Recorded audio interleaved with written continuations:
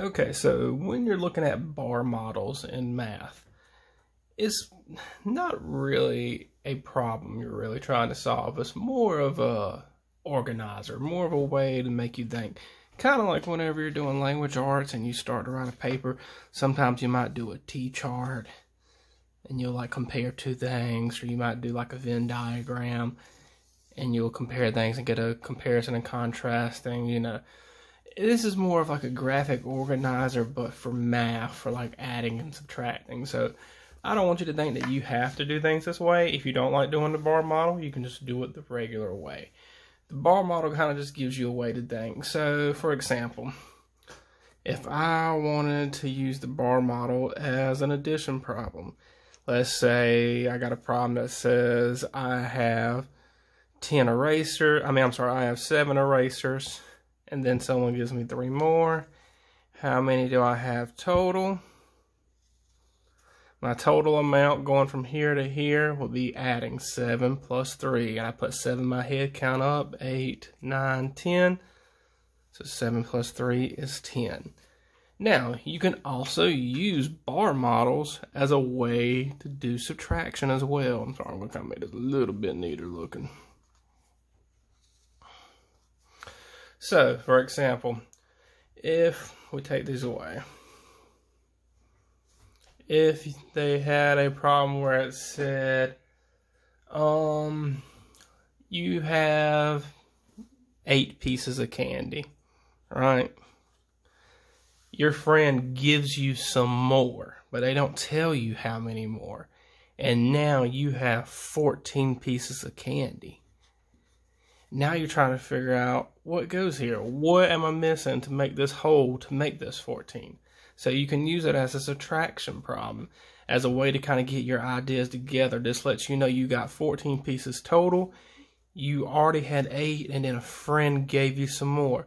So this lets you know that you are going to have to subtract. If you have a missing number in here, that means you're going to be subtracting. So all you really got to do is do 14 minus 8. I like to count up in my head for these, so I can put 8 in my head, count up to 14, 9, 10, 11, 12, 13, 14. So my answer is 6. So I put 6 right here. And these all form a number family type deal. Whereas I can take this and I can say 8 plus 6 equals 14. I can say 14 minus 8 equals 6. I can say 14 minus 6 equals 8. I can say 6 plus 8 equals 14.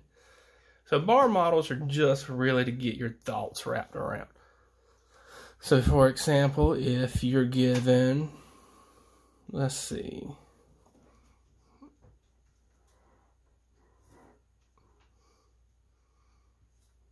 if you're given one such as, we got 15 at the top. So it's saying both of these combined would be 15, and we get 6 over here.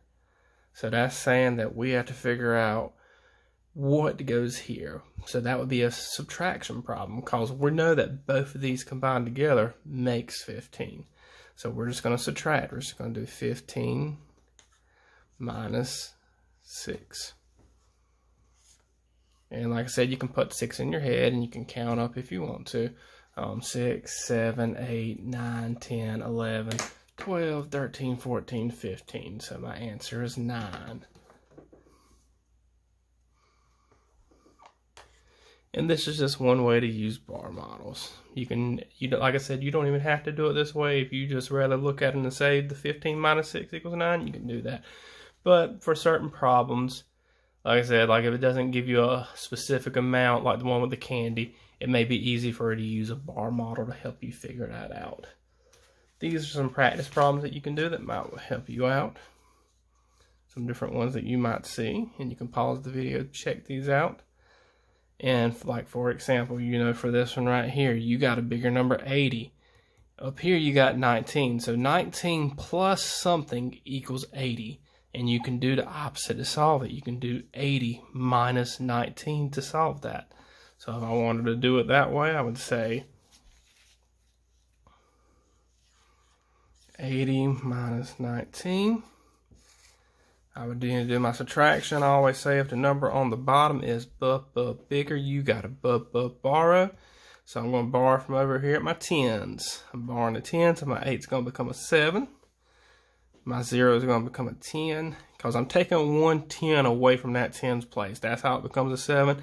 And since I'm taking a 10, that's how 10 gets added to whatever number you've got there. So 10 minus 9 is 1. 7 minus 1 is 6.